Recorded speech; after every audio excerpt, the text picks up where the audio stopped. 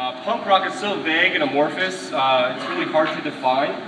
All at once, it can be a music, a style of dress, an attitude, a radicalizing moment, a code, an ethic, but it can also be like a commodified product, a rigid cage, like a retweet, or like something terribly disappointing. It can be beautiful, life-changing, life-saving. It can also be terrible and brutal, and wrought with all the bullshit. Bullshit. Oh, sorry.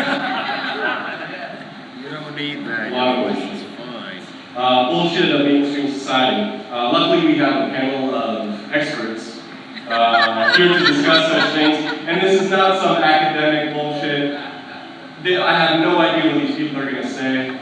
It's exciting. Everyone's going to talk about their own experiences, whatever they want to talk about, because there are no fucking rules, right? Up front. So let me do some quick introductions and we'll get on with it. John Robb, at the end, formed the critically acclaimed band Remembrance. If you didn't know it, they're playing here tonight. A sharp journalist and historian, John wrote the PM Press book Punk Rock and Oral History, as a multimedia empire called Louder Than More. Empire. And lectures on punk, DIY, and the universe, which you find at TEDx. Please welcome John Robb.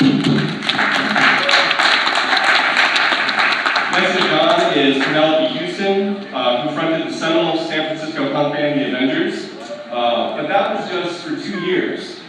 Since then, she has proven to be one of the most pioneering women in music, period, with a long award-winning career as a singer and songwriter. While she may have pulled away from punk rock music, Penelope has maintained a sharp message, thought-provoking lyrics, and a critical eye on things that fuck up society. That's punk rock indeed. Please welcome Penelope. Next to Penelope is Nicky Garratt, an internationally recognized guitar player and vegetarian chef, author of the PM Press cookbook Mango and Mint, Arabian, Indian, and North African-inspired vegan cuisine. He is former member and original member of UK Subs. Since then, he has built a successful record company, New Red Archives, and has been a steadfast advocate and lecturer for science and animal rights. Please welcome Nicky. Michelle Cruz Gonzales played drums and wrote lyrics for the many influential bands in the 80s and 90s, including Spitboy, who toured extensively in the US and overseas. Her book, The Spitboy Rule, Tales of a Takata and a Female Punk Band, comes out in PM Press in April 2016. Naturally. Her writing has been published in anthologies, literary journals, and Hip Mama magazine. She teaches English and creative writing at Las Positas College, and still rocks with an all-English teacher band. Please welcome Michelle Cruz Gonzales.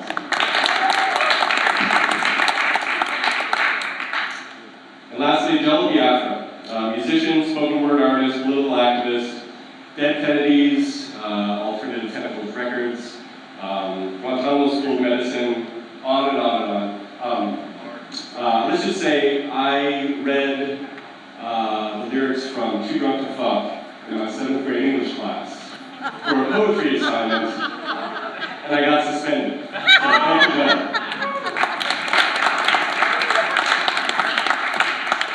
So I'll turn it now over to John Robb to start.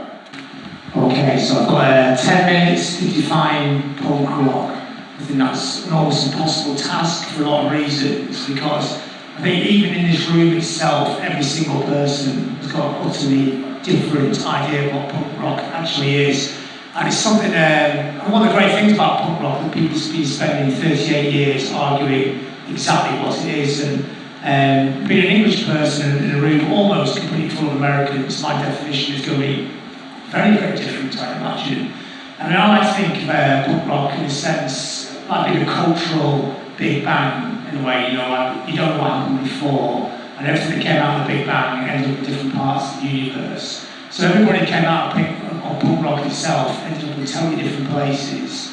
And there was no right or wrong version of it, but there is my version, my idea of what it is. And for me, growing up in a small town in the north of England called Blackpool. It's like a holiday town. It's like a cool version of Las Vegas. Yeah? You've been there, haven't you? I was just saying. Why are you laughing? It's a great place. I'm so I'm ugly. going to be really, it's so ugly. It's like New Jersey. It's better than New Jersey, it's got a tower. So we're going on there, and yes, you're right, there wasn't much cultural stuff to do. So when punk rock came along, I think everybody who's my age, I'm 54 now, so growing up in the 70s, you were entranced by music already because the glam rock thing was very big for us growing up in England. When I say glam rock, I don't mean like Hanoi Rocks and all those kind of bands with curly hair. I mean all the great bands like T-Rex and David Bowie, and even the ones that people always laugh at, but were still really great as well, like Blood or Sweet and Slade. They were great bands. But even those bands were something growing up in Blackpool. It was an indefinable place. It was somewhere you couldn't do it yourself. I mean, David Bowie, for us, he came from London, which was like outer space. And you really did come from outer space as well. I've seen the film. And London to us was outer space. Nobody ever went to London. London was like 5 hours away on the train. It was just like a completely different world. So making music was something that nobody ever did until punk rock came along. And the most exciting thing I remember was that somebody turned up at school with the Buzzcocks Spiral Scratch EP, which is an amazing record anyway, like musically and lyrically. But when you actually looked at the sleeve, it was a black and white sleeve, and it looked really homemade. It made us realise you could make your own records. And over the years, meeting a lot of people my age around the UK who played in bands, that record was so key to us. And this is a very, they like to call us, provincial, I don't know why, people don't live in London, or provincial people, like we live in a province of London or something, I never understood that. But northern people, that record's really important. It's probably a very different experience for you, Nicky, being in London. But in the north, punk rock was more of a handed down to us culture. But the greatest thing about the Buzzcocks, they took punk rock out of London and they gave it to the rest of England. So when they put the Sex Pistols gig on in Manchester in 1976, it was a very key moment. It's a DIY gig in a sense. And the record's a DIY record. It inspired us to make our own record. We didn't realise you could make your own records. I mean, I think one of the greatest things about punk rock, and especially those people outside the London inner circle, people growing up in little northern towns, was our utter naivety. We did actually think music would totally change the world, and we did think, and we believed everything we read about punk rock, we totally believed in it. We didn't realise that most people were just making it all up as they went along. A lot of it was like PR, kind of media mythology, which is great as well, because I like a great story, a great yarn. But we kind of believed this kind of manifesto was coming, and we tried to live that manifesto. That's how stupid and naive we were. And we spent the next 38 years kind of living the manifesto. So that record, that DIY record was really exciting, so it made us realise to make our own records. You didn't have to get any permission to make any music, and you could just go and make music yourself. It didn't have to be any kind of form. It didn't have to have, it didn't have to be proper music. Whatever came out of your hands, what was the music? And the other great thing that turned up was Sniffing Glue fanzine, Mark Perry's great punk rock fanzine, and it had all the spelling mistakes in it. The headings were done. It's all photocopied. The headings were done biros and felt tips. And that was really inspiring as well, because we used to read the music press before that. We had no idea you could actually write about music if you came from Blackpool.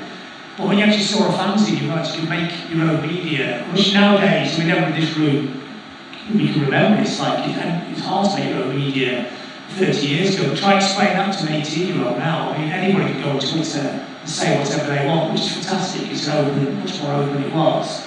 But the idea then that you could actually write stuff down and other people read it was pretty mind-blowing. So for me, the greatest things that came out of punk rock, in some ways the most revolutionary things that came out of punk rock for a lot of people that I knew, what was the empowerment, this idea you could do anything you wanted. I mean, if you did it badly, at least you were doing it. And the DIY culture as well, that you didn't have to get any permission off anybody to make anything. And to me, that kind of defines what punk rock was. And there's a lot of other things that really define punk rock as well, like great records. And in England, the clothes in England were very important as well. It was like walking around punk rock clothes like Declaration of War, especially in places like Blackpool.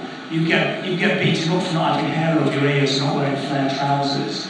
I mean, it's hard to imagine this kind of thing now. Society's changed so much. But that was a really important aspect of punk. The key thing to me was this idea that you can make anybody make anything they wanted to do. He didn't have any permission to get engaged in any kind of culture at all. So that's my definition of punk rock.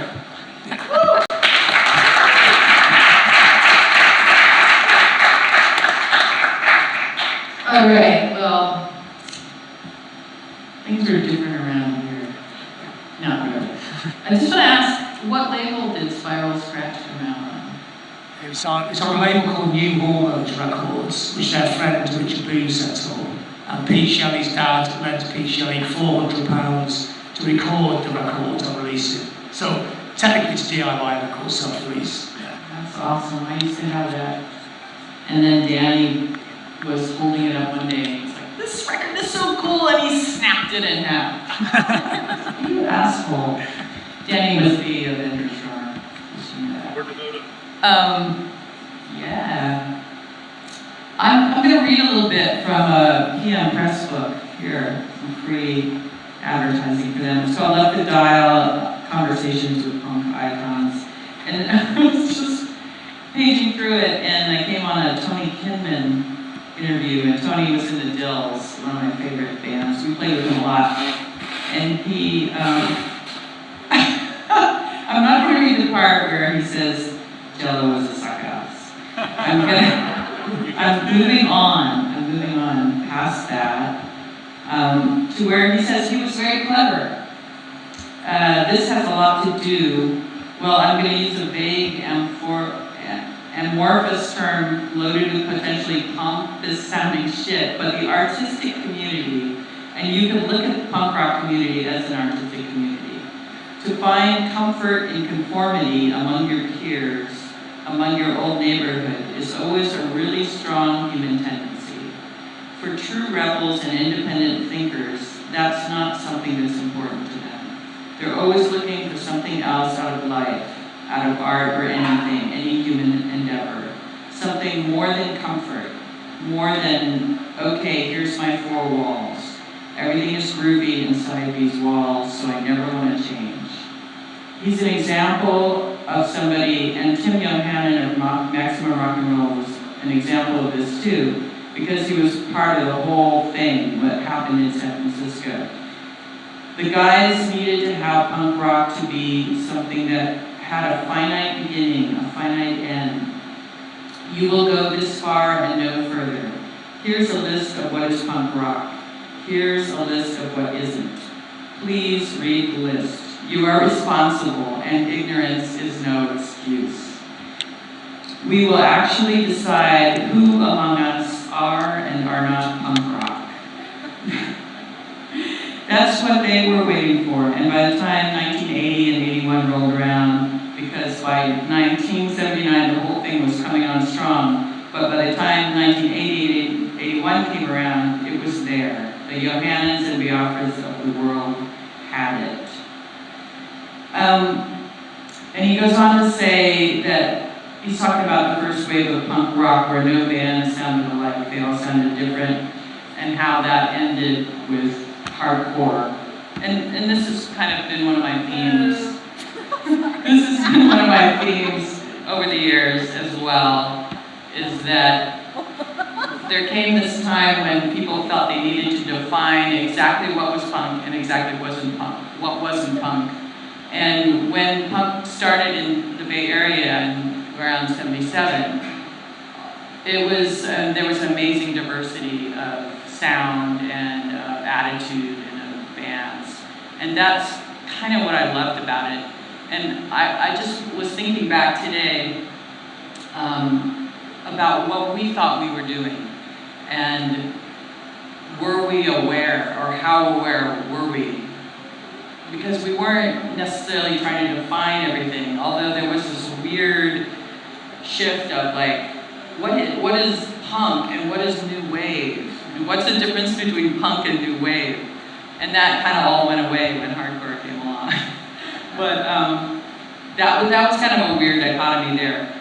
But I will say one thing, and I'll kind of wrap it up here, because I think I'm rambling. But we did really think that we were changing culture.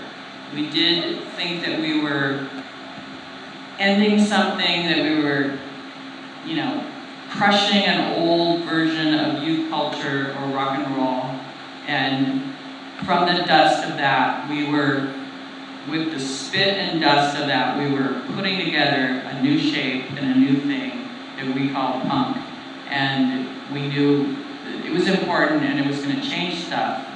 We didn't know how, and we didn't want to define it, but we knew that we had blanked stuff out and we were starting fresh, and anybody could do it, and anyone's friends who were in the audience could start a band tomorrow, and that was going to be perfect and great.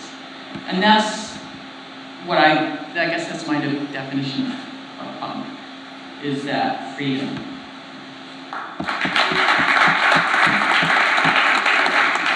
I'd like to zoom out a little bit and take a broader view of punk rock. But first, I want to read a quote from a neurologist, Stephen Novella.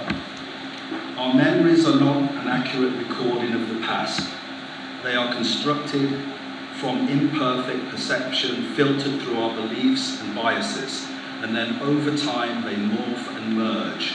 Our memories serve more to support our beliefs rather than inform them."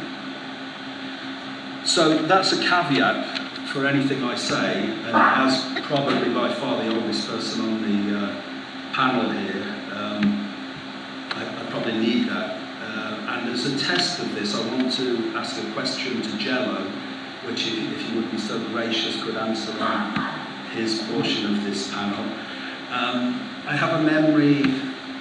My memory of this is probably 1978 or 1979, and I remember Jello getting on our bus.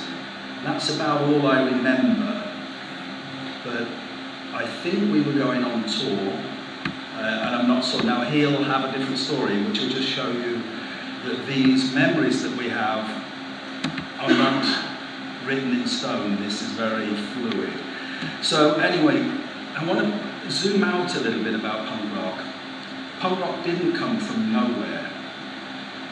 Before that, there was the big hard rock, progressive rock explosion in 1970, which was extremely important in Britain, in France, in Germany, in Italy.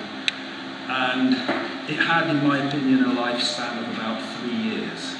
And in that 3 years, it started off with just such a wonderful explosion of art and of ideas, and it was very, very similar to punk rock that came in 1976 in some ways, that it was untethered. By 1973, those bands were searching to have commercial success, and probably a lot of them individually were searching to meet a woman, because most of them never seen. And so they started playing music that was more palatable. They discovered the minor 7 chord, or they became more of a funk, something that people can dance to. It was over, right? 73, the progressive rock explosion was over. But that was my background. I started my first band in 1970, we were progressive rock. And I moved down to London in, I did a reconnaissance in 1976. I was playing in a band that was similar to Soft Machine with saxophone. And I was walking through Hyde Park and I saw 2 people sitting on a bench. This was sometime in 76, and one had bright green hair and one had bright red hair, a couple. And there was no one else there, just green grass and these 2 fluorescent points of colour. And I guess that was symbolic for me of something changing. For me, the pub rock scene had already led up to this point, and there was already a backlash against these floundering progressive rock bands that were no more interesting or exciting. So the pub rock scene set the stage, literally, for punk rock. The difference is, in my opinion, and I don't know anybody else shares this opinion, but for me, punk rock was a skeptical movement. Overnight, we didn't believe. And that's what happened to me in 1976. All of a sudden, I didn't believe. I didn't believe that Soft Machine 6 was a good album.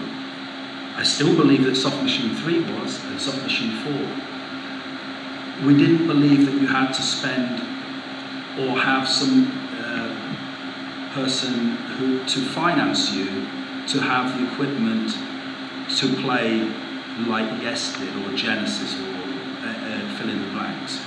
So overnight we didn't believe, and I've just jotted down some of the things that we no longer believed. We didn't believe in government.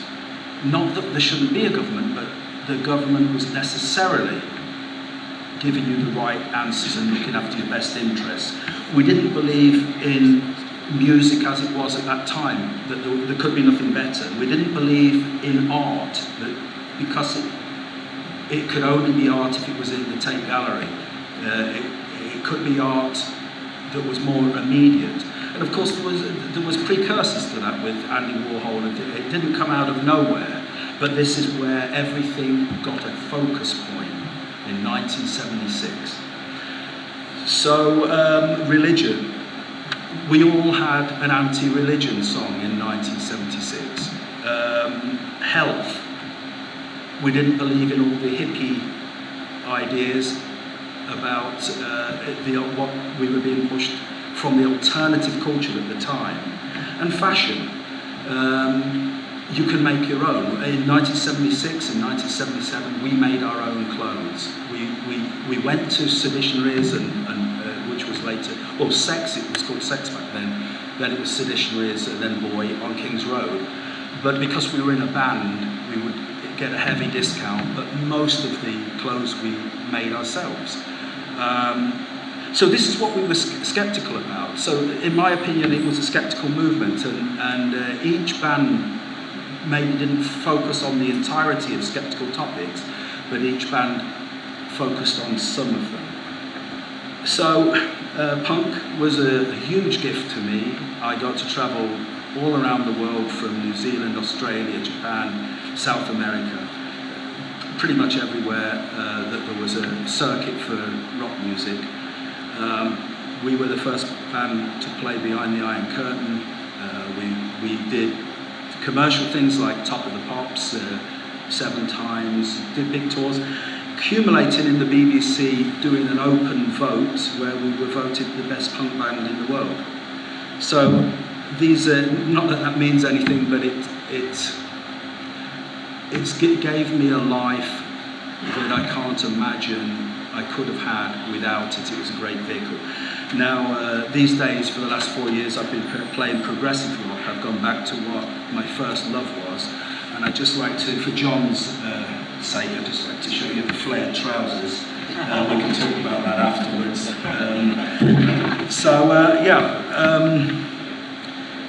In London, particularly in 1977, when we got established with UK subs, I used to put a suit and tie on. I would go into clubs and say I'm a music promoter. We promote pop music. And then when we got there, it was a punk band, but by that time we'd got a pretty big following by 77, and we had 200 people would show up.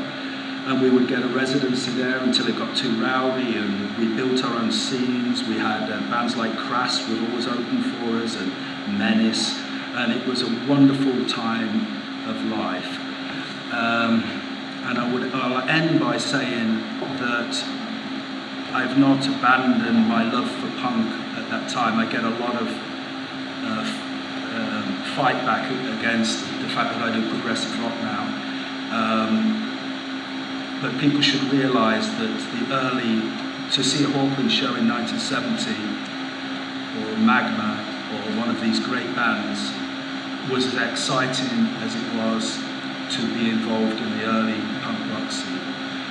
By the time we were very well established, I must confess it was more like a job for me. I would like to have moved on and done something a little bit more musically interesting, but by that time the pie was baked, and that's all I've got to say.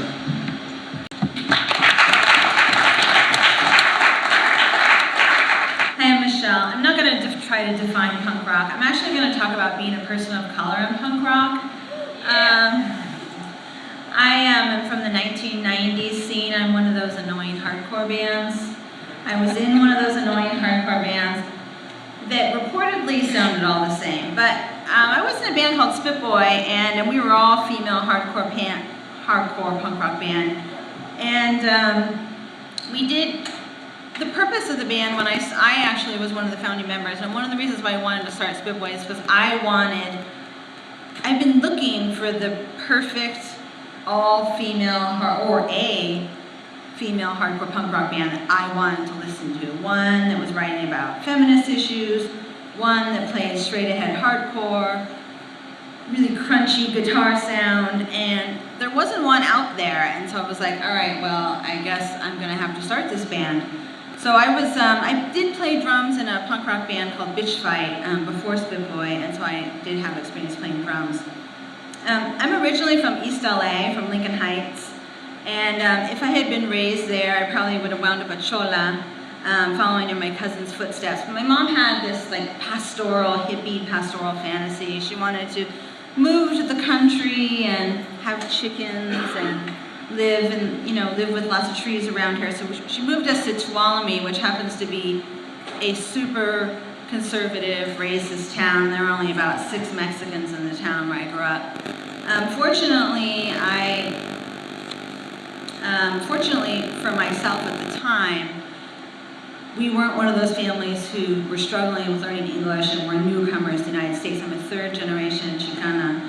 And so we had, been established in California for many years, but it still was very difficult growing up in a small town, being one of the only Chicanas in town. So my mom was single, and my best friends right away, all of a sudden I had these 2 best friends who had single moms.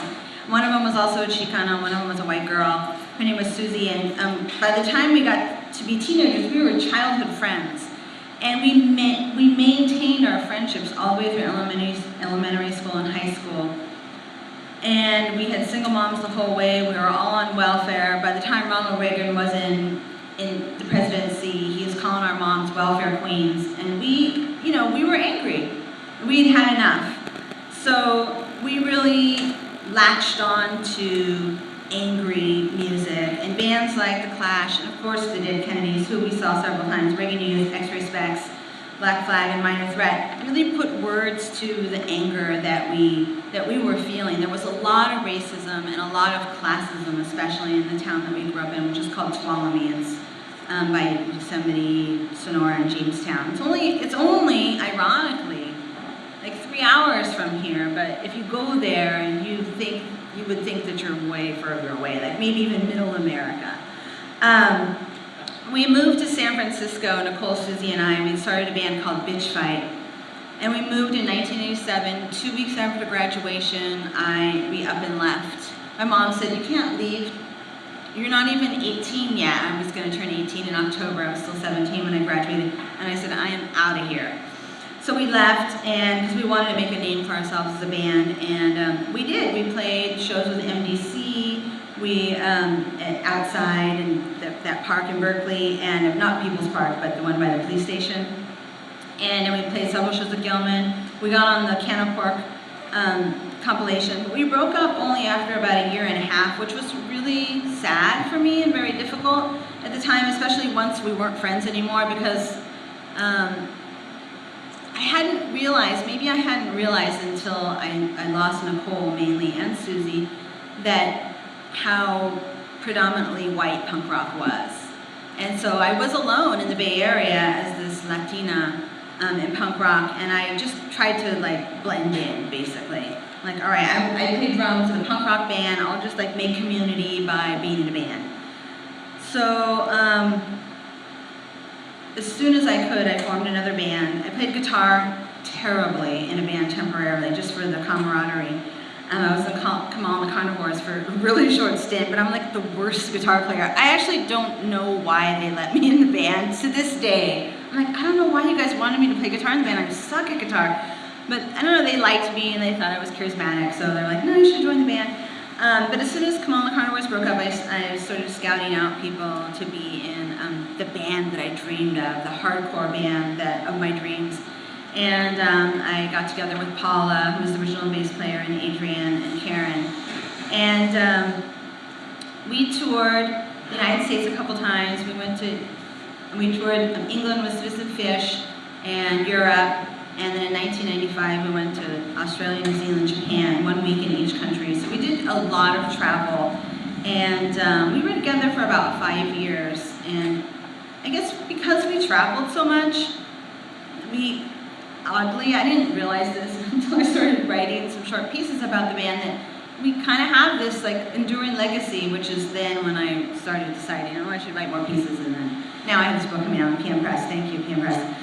But I do think that, you know, being an all-female hardcore punk rock band, we stood out, and we had a lot to say. We wrote intelligent lyrics, and we toured a lot, so we made a lot of friends, and people remember us, which is, it's nice. It's nice to be remembered. When Spitboy broke up, I was in another band with the members of Spitboy minus the singer for about a year, Instant Girl. And I actually broke from the scene for a while. I went back to school, I had a baby, I just have one son, and I really wasn't that interested in going to shows or playing music for a long time. I was just writing, and I got a degree, a master's degree in English and creative writing. And I started teaching. But it's interesting, like perimenopause, I'm just gonna like really get real right here.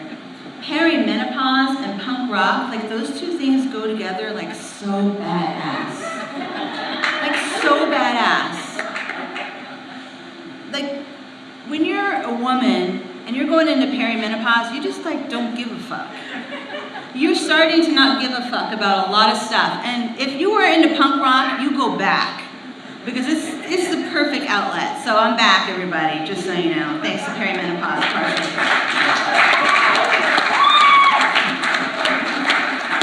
So that's it. Thank you. And thanks to Stephen from AK Press for reading Too Drunk to Fuck in school to his teacher and class. That took some nerve and inspiration. I mean, it reminded me when in 8th grade speech class, you're supposed to read a poem to the class, and I read Dead Babies to the Alice Cooper, lyrics of the Alice Cooper song. And the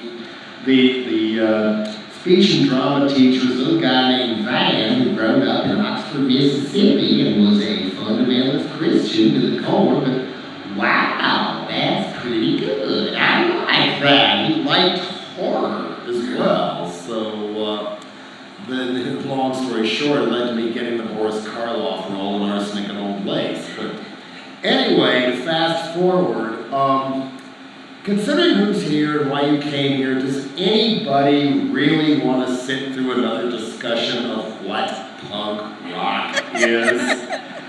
Normally I'm like, no!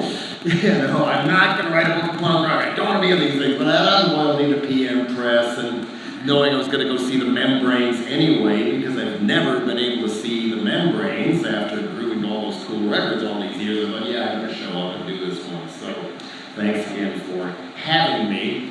So, you know, what is punk? I mean, I guess it's like that Supreme Court justice in the early 60s porno ruling who said, I don't know what it is, but something like that, but I can't put it in words, but I know it when I see it, know it when I hear it, or for that matter, we all know it when we feel it, don't we?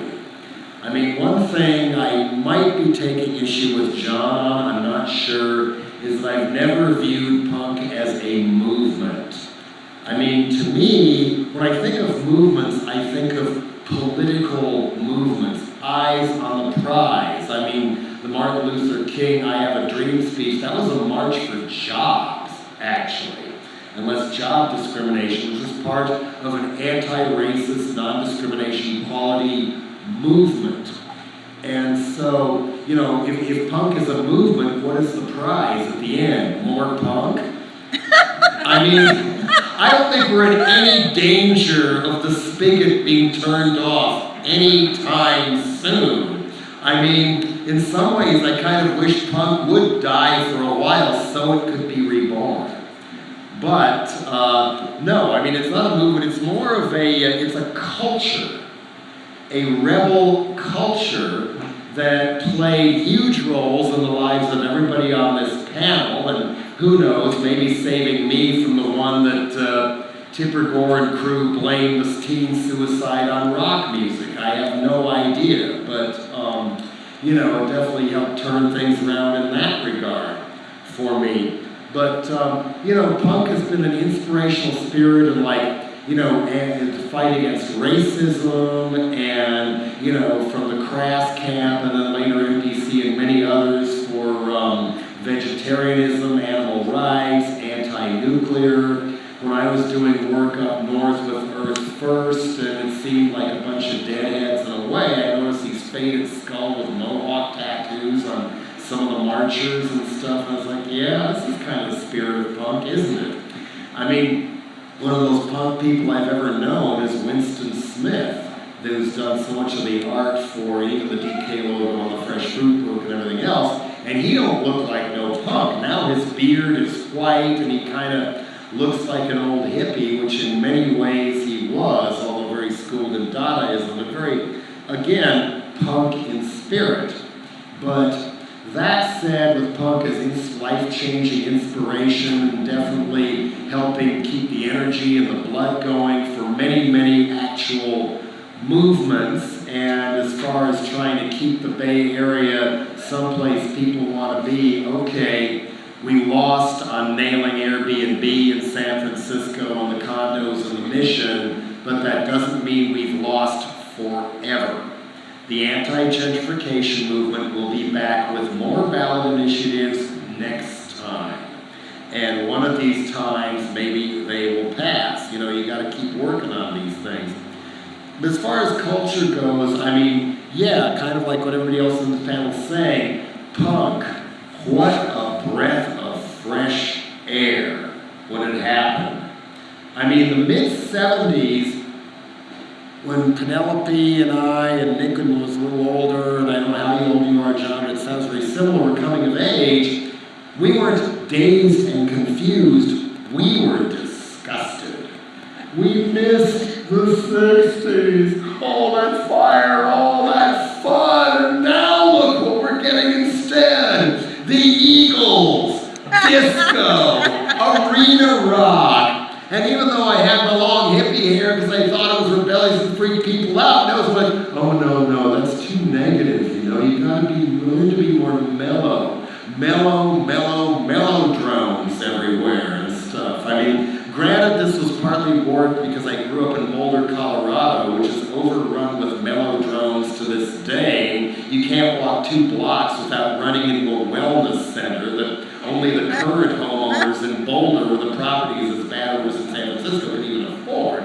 But anyway, you know, it really was a cultural desert.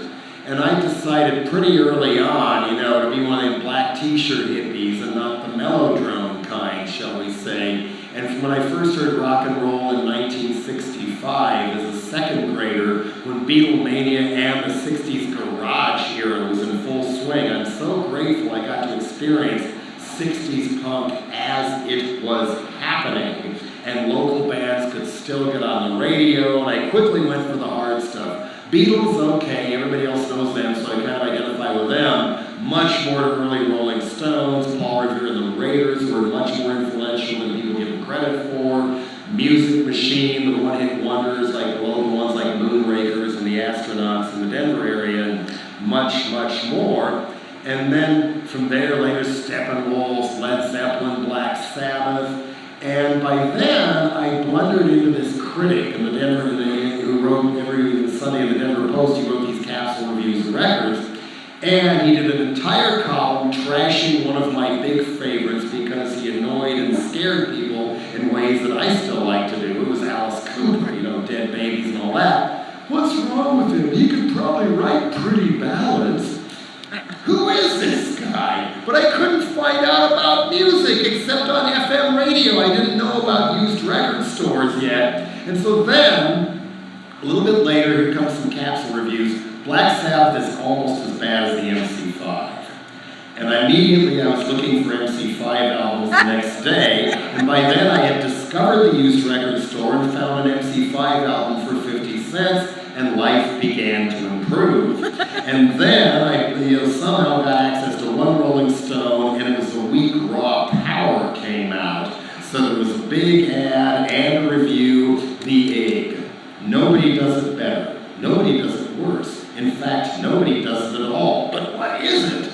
And so I chanced a Stooges album. Eventually, because this was Colorado was a national testing ground for the next Eagles, the next Firefall, and then if you don't have that, we'll give you Scientology Jazz Fusion. It meant that cool stuff was in the Traded Tape and Records free box every day, 2 blocks from my high school. And then one day somebody dumps his collection, Funhouse, sealed for a dime.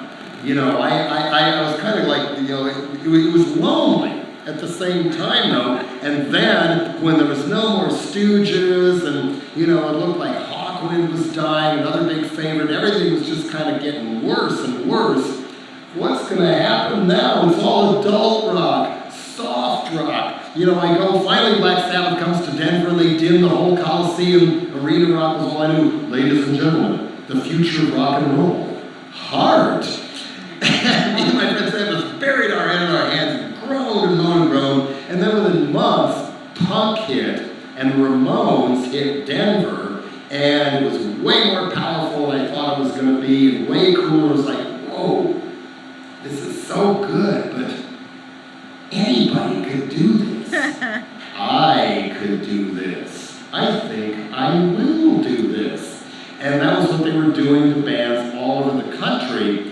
There wasn't the tradition that I think John was talking about of listening to Slade and a lot of glam because they didn't have big hits over here. I mean, that's a major reason for the difference in sound. A lot of early bands like Sham 69 to me was the logical, what was the next thing inspired by Slade, the sing-along choruses, the soccer chants. We didn't have that, but in America it was much more, further below ground, where a lot of Lonely Stooges fans like myself began moving to larger cities and meeting up with other Lonely Stooges fans and Velvet Underground fans, and in case of one strain of the disease that I was part of, Captain Beefheart fans. And, we began starting bands because we could. You didn't have to try in a closet alone to play guitar as good as Jimmy Buffett in order to be in a band. You could just be in a band. I mean, the first time I went to the Mabuhay, just as a college student at UC Santa Cruz, my hair was still long and all that good stuff. Me and my friend Mike Ellis went to Heavy Metal Night by mistake. And that kind of defined, we got Pegasus and Atla and whatnot.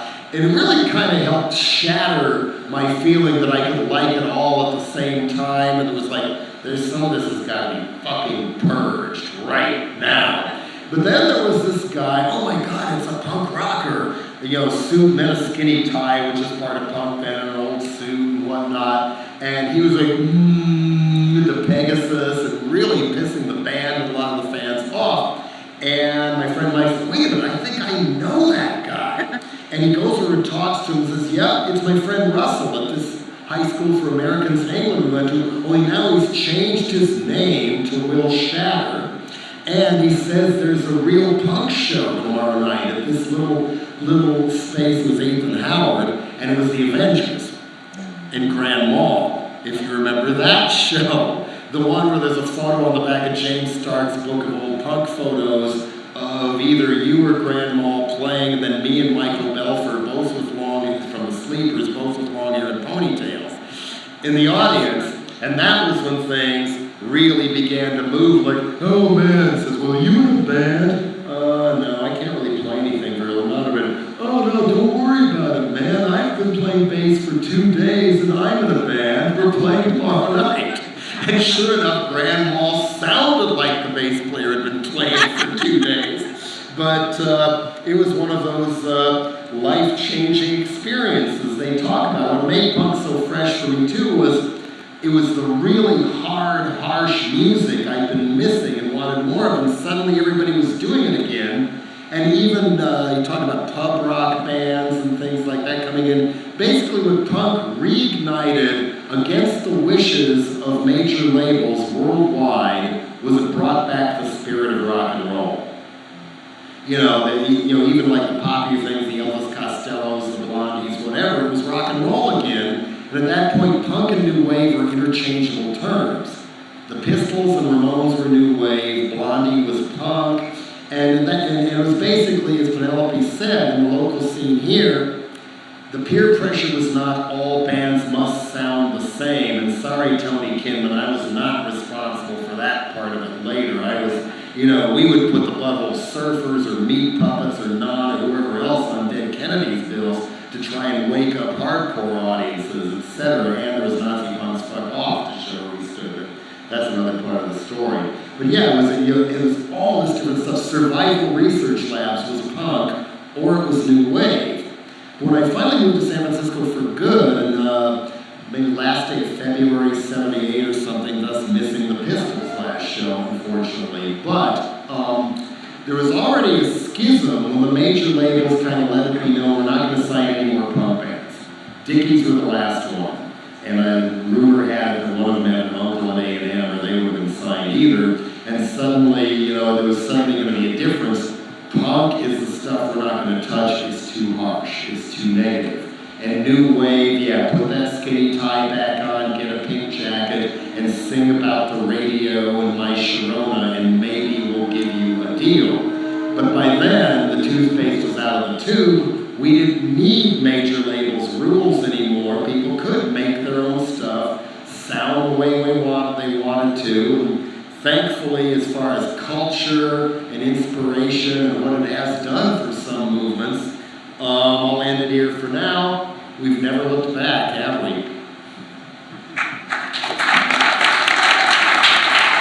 And did you get in our van? Oh, Nicky wants the van story. When he talked to me about it earlier, he said it was a bus, and no, it wasn't a bus. It was a rented, slightly larger Volkswagen bus that was sold over here that a lot of vans used to tour in back then. And I just come off the first English primarily and then European Dead Kennedys tour, and we were sharing horror stories about these vans themselves, because both of us had experienced going over just the wrong bump and just the wrong time, and the windshield shattered on our laps. We drove through a rainstorm through Belgium and then back to England with no windshield. Yeah, but I was trying to meet people, stayed in London a little bit, see as many bands whose records I loved but could never see as I could. Got to see Bauhaus, Lead Flat Field came out, Discharge, The Sound, Monochrome set of all people, really, really good too. Anyway, so I don't know how we ran into each other somewhere, maybe a show, oh yeah, come see us tomorrow. And UK Subs were doing Top of the Pops, a show unlike any in this country, where if you had a single that was a hit in the top 30, and at the time you were major label connected and riding a string of successes, and Party in Paris was the new one you were going to play. Well, that must have been 79. No, it was 1980. 1980. There you go. November or October, I think, but probably October. Anyway, so we're riding there, getting to know each other, and then I kind of been filled in on how Top of the Pops works, and as far as I know it does to this day, which is just, it's worse than just lip syncing. You go to BBC, you have to, because of weird union rules, re-record your own hit single, and then lip sync to that. It's true. Don't play live in front of an audience, you've got to do it the stupidest way possible. Even the Midnight Special had more fire than this. And so we get there, and because I think he played keyboards or something on the song Captain Sensible was with us too, and that made everything a lot more fun, because he's someone who's never lost his fondness in his heart for causing trouble. And so, here they are trying to do their thing, this lip sync thing, and the drum cymbals were so fake, they were cut out of fiberglass, like a stop sign or something, because they couldn't cut circle and fiberglass. You basically had to play toy instruments and pretend you were this rockin' band, and so the subs didn't even try. I mean, Sensible brought on a concertina and was just dancing around places he wasn't supposed to. You know, they were singing into places other than the microphones. And I got to enjoy watching the smoke come out of the camera crew and the director's ears as they got as much as you could do to sabotage Top of the Pops without getting kicked off of Top of the Pops. So that just speaks to memory, because I don't think it was a concertina, I think it was a keyboard, and he knocked it into the audience. There was a concertina on the record, but I think he played, now we'll have to check on that, but this is going back to memory. I think he had a little keyboard like a farfisa, and I think he knocked it into the audience. He might have had both. He may have had both. We'll check on it. I'll look at the footage. Does anyone have anything to follow up on to say? Is there any questions people have? Maybe one or two we can have from the audience. Come on. Here, someone's you be gotta have a Oprah, question. I'll be Oprah. Here. Imagine my Oprah wig and everything. Now we're moving to Here's My Fact. Free stuff? No, you ain't get that from Oprah. I know, I've been there. At the end of the day, it is a kind of pop music, and so did you have any expectations of commercial success, and was there any disappointment that it would not break through until Nirvana? Not for Spitboy. Feminists all the way, that was never going to happen. Spitboy knew that was never going to happen. We were too feminist, too loud, too angry, too much hair under our arms. That was never going to happen for us.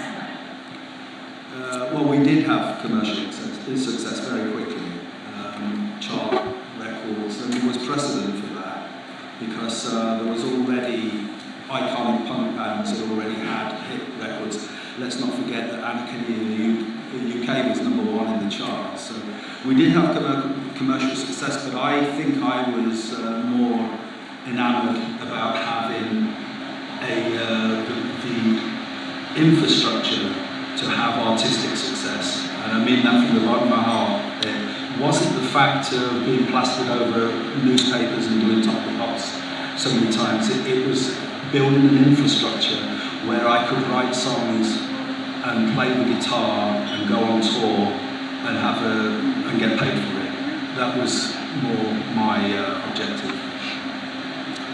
Well, it's really hard to know what would have happened with the Avengers had we not broken up in '79, June of '79. We were together 2 years.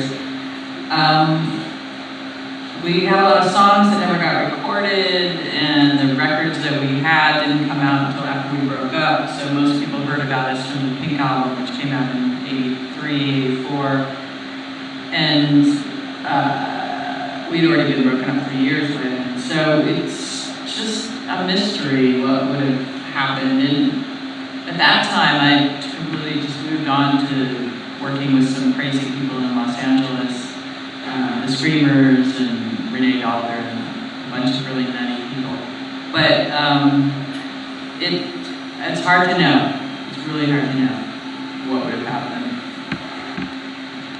I don't think anybody thinks about things like that. I mean, for us, the kind of music we were making was just a desperate battle for survival, and it kind of still is.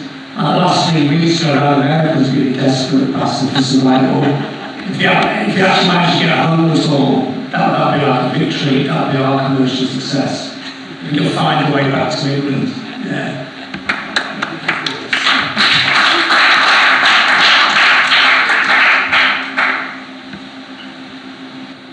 Well, early on, I realized that sometimes people who stick to their artistic guns and vision tend to last longer than people who go straight up or straight down, even people who rode the arena rock wave and may have been millionaires for a while. I mean, where would Grand Funk Railroad anybody show up. One example, I mean, there is a band still calling themselves Firefall playing around Boulder, and only the drummer is left, and they play small venues on nights when the current generation of, say, punk bands aren't playing that particular night. So I kind of had that inkling early on that people like Frank Zappa and Captain Beefheart, and we got some respect, and they met Lou Reed, Iggy Pop. You know, they're not having big hit jingly jangly singles, but they're surviving and getting to make more stuff and play in front of people who really, really like what they're doing. And when I got out here, I kind of caught wind of the fact that even though they didn't make the American charts by any stretch of the imagination or getting any kind of gold records or something, the residents were living off their albums. And they didn't even play live. They just created this mystery cult. And then it turned out Chrome was the same way. There were only two of them putting out these super weird and, you know, attractively weird package records, and they were actually able to pay their rent and stuff. Although granted, rent was a little cheaper back then. But you get my point. So I was always of the mind that, well, first my Walter Mitty ambition when I got to San Francisco was, you know, if I get, the chronic record collector, vinyl junkie, my one addiction in life, can actually put out a single that's got my name on it. I would love to do that. And that was my big Walter Mitty ambition. And the other one was to be interviewed in Search and Destroy, which was a great inspirational read. You know, you can open it to any page and learn something and or laugh and get your brain spinning. To this day, best punk zine ever to this day was Search and Destroy. Because there were old beats working on it, they had great photographers, great artists, people, you know, Vale and crew knew enough to ask one or two shop talk questions and then start probing into weird things these people had experienced. And we were a bunch of pretty weird people, so what a great magazine. But anyway, but it was all like, and then I noticed, especially after going to England, how strong the DIY scene was and the rough trade store and distribution. And then they were starting in America. You know, I thought, you know, this is the way to go. And by then, by some fluke stroke of luck that I guess Tony Kinman never forgave me for, California Liberales took off and even got released in England. And even though Dead Kennedys wasn't necessarily the best band from around here, or even the most popular, suddenly we got heard. And I was thinking, you know, we may be able to make another single. And if we really kind of try to play our cards right, we might even one day be able to make an album. And by the time we finally did, we had enough songs like we may even get to make more. So let's do the old songs on this one, put the other ones we're working on the next one, blah, blah, blah. You know, I'm very, very grateful for that. And that anybody got interested in it, let alone stays interested in Dead Kennedys or anything I'm doing to this day. You know, it's a great privilege to somehow be able to pay my bills over my big mouth and bad attitude. But that's, so it was always, you know, and now we've got, you know, there's always going to be more independent labels, and now people even put stuff on Bandcamp and whatever else. People can be heard. It's there's much more choice than there was in the dark days of the pre-punk 70s. And in some ways, with underground zines, I think the biggest contribution punk may have made as a culture wasn't even to music, but to media. Because the DIY zines were a punk thing, and that spread to the point of independent media centers, and then of course people blogging, and this, that, and the other, and I don't know how far along we'd be on that without punk to set the tone on how these things could be done with the printed page or later on the internet. But all that said, what I can also say is I'm glad everyone on this panel, and I guess you probably came hoping to avoid that anyways, wasn't it great back in the day? You know, in some ways it was, in some ways it wasn't. You know, punk and the other cool music was the only thing that made the Reagan era bearable, that's for sure. And now with people being able to communicate on the net, people who were like super super misfits in their towns can find friends and stuff they like culturally and know they're not alone. And that's so, so important. Well, I have a question for you. Okay, so by 1984, 1985, I was growing up in Tuolumne.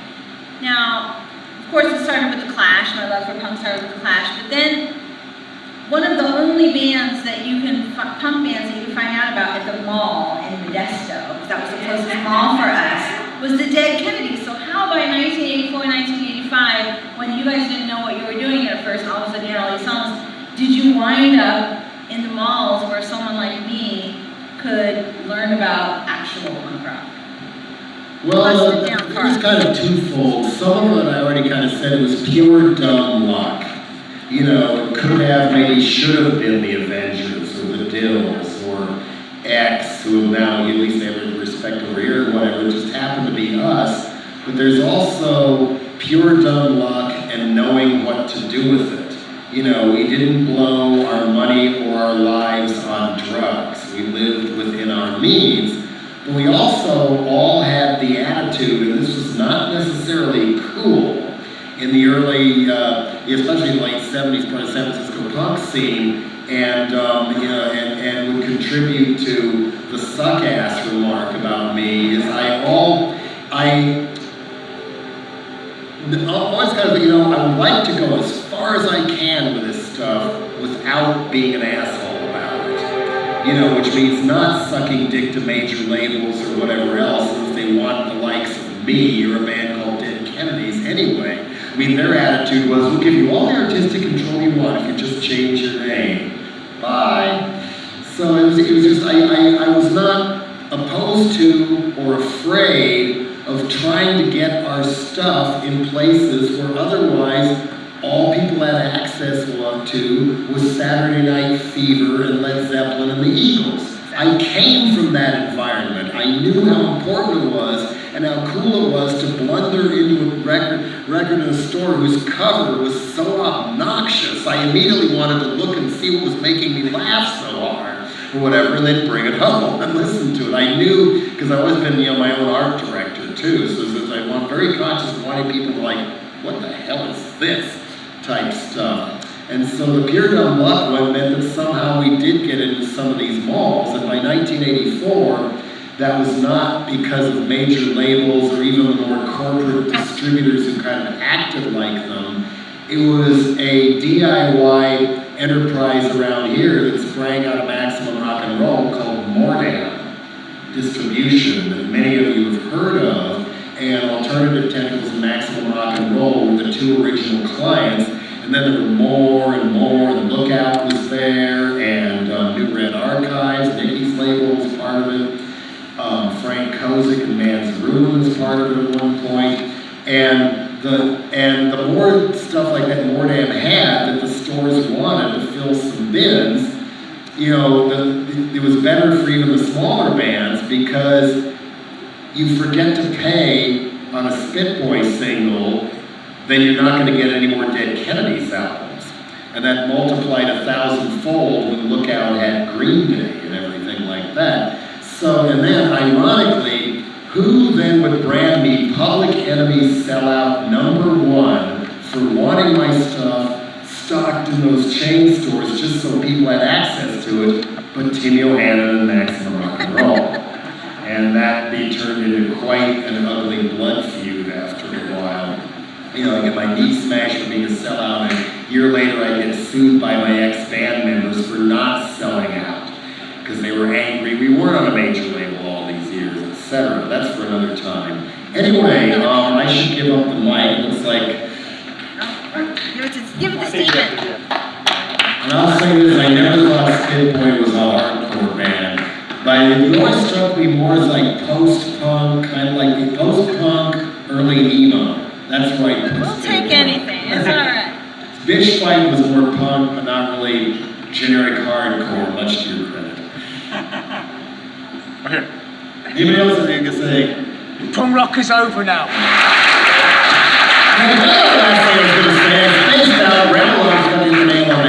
We're talking about, oh, wasn't it great back in the 80s? There were good things, there were bad things, great music we can all be inspired by, but The scene and the magic is where you find it. So it's always alive. There's always going to be new, cool things. You know, when I saw Ivy for the first time at Gilman Street, I realized immediately this is going to mean as much to these younger people as the Avengers and seeing the Ramones in '77 did to me. And that's just one generation, there's several more. Magic, scenes, whatever, they're where you find it. If you think something's gone stale, just dig deeper and find another one.